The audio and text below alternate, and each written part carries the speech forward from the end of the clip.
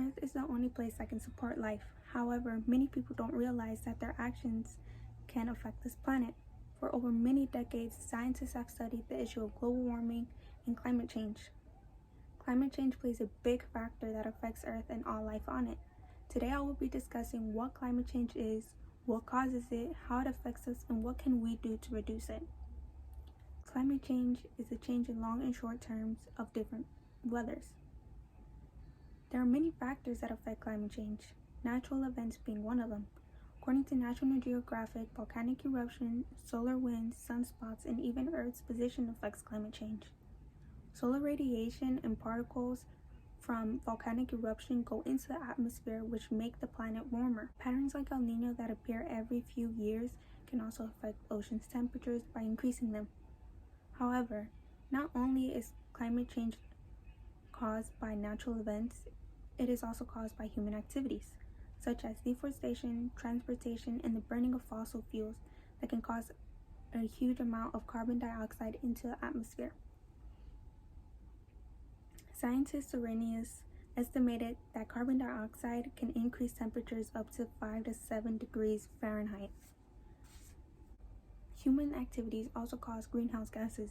Greenhouse gases play a major role in keeping the Earth warm. With more greenhouse gases being produced, the more the temperature rises, which can affect many biomes. Now, how does climate change affect us?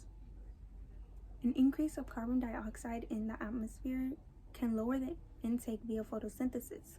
Photosynthesis then will lower oxygen levels in the atmosphere. For example, the destruction of the Amazon, which gives Earth about 20% of the oxygen, without it, there would be a lot of carbon dioxide concentration in the atmosphere. Glaciers can also melt, and many important rivers are fed by glaciers' meltwater. If glaciers were to melt completely, these rivers could potentially dry up, leaving many organisms to die. However, many countries have taken action to make change.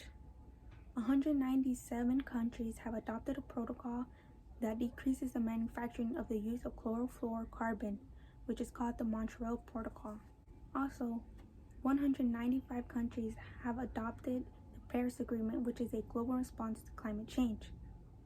If we also start to use different alternatives, such as riding a bike, walking, or taking a bus instead of using our own car, it will limit the emission of carbon monoxide into the atmosphere.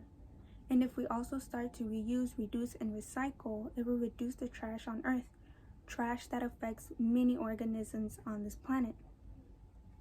Now, with all that being said, we should try our best to protect this planet because it's the only one we have.